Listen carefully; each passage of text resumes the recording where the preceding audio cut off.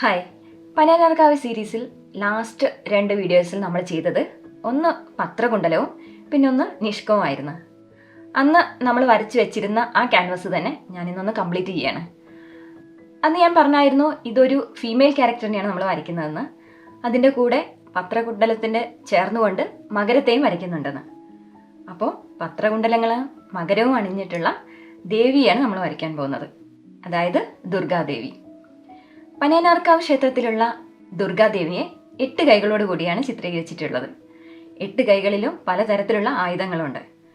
നമ്മളിവിടെ ഹാഫ് പോർഷനെ വരയ്ക്കുന്നുള്ളൂ, അപ്പോൾ അതുകൊണ്ട് എല്ലാ കൈകളും നമ്മളിവിടെ വരയ്ക്കുന്നില്ല.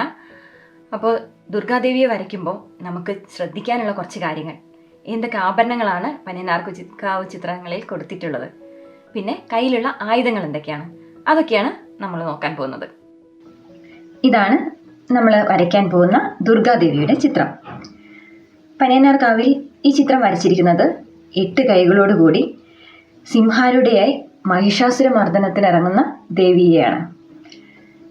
8 കൈകളിലായി ചക്രം, ശൂലം, അമ്പ്, വാൾ, ശംഖ്, പാശം, വില്ല്, ഗദ, അങ്ങനെയാണ് ആ ചിത്രമുള്ളത്. നമ്മളിവിടെ ഒരു പകുതി പോർഷൻ മാത്രമാണ് വരയ്ക്കുന്നത്, അതുകൊണ്ട് തന്നെ പല ആയുധങ്ങളും ഇതിൽ മിസ്സിംഗ് ആണ്. അപ്പോൾ നമ്മൾ ഈ വരയ്ക്കുന്ന ഈ ചിത്രത്തിൽ ശംഖ്, ചക്രം, ശൂലം, വാൾ, ഇത്രയാണ് ആയുധങ്ങളുള്ളത്. ഇനി ദുർഗാദേവിയെ വരയ്ക്കുമ്പോൾ ശ്രദ്ധിക്കേണ്ട ചില കാര്യങ്ങൾ.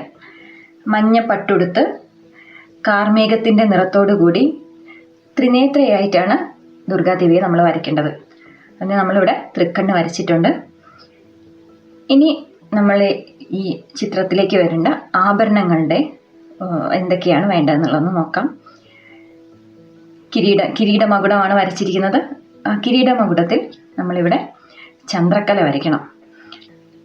അതിനുശേഷം നമ്മൾ ഓൾറെഡി വരച്ചിരിക്കുന്ന പത്രകുണ്ടലം ഒരു നിഷ്കവുമാണുള്ളത്.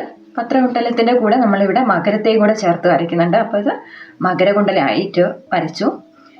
പിന്നെ സ്കന്ധമാല, തോൾവള, ഹാരം, ചണ്ണവീരം, ഇതിൻ്റെ കൂടെ ഇവിടെ ഒരു മേലുടുപ്പും കൂടെ ദേവിക്ക് വരയ്ക്കുന്നുണ്ട്. അതിനുശേഷം കച്ച, ഇവിടെ വസ്ത്രങ്ങളുടെ ബാക്കി ഭാഗങ്ങളാണ് കാണുന്നത്. ഇത്രയും ഭാഗമാണ് നമ്മൾ ഈ ചിത്രത്തിൽ ഉള്ളത്. അപ്പോൾ ദുർഗാദേവിയുടെ ഈ ചിത്രത്തിൽ നമ്മൾ എന്തൊക്കെ ആഭരണങ്ങളാണ് വരയ്ക്കുന്നത്, അതുപോലെ എന്തൊക്കെ ആയുധങ്ങളാണ് പിടിച്ചിരിക്കുന്നത് എന്നുള്ളതാണ് നമ്മളിപ്പോൾ മനസ്സിലാക്കിയത്. ലേൺ മ്യൂറൽസ് എന്ന നമ്മുടെ ഈ ചാനൽ നിങ്ങൾക്ക് ഉപകാരപ്പെടുന്നുണ്ടെങ്കിൽ ഷെയർ ചെയ്യാനും സബ്സ്ക്രൈബ് ചെയ്യാനും ലൈക്ക് ചെയ്യാനും മറക്കരുത്.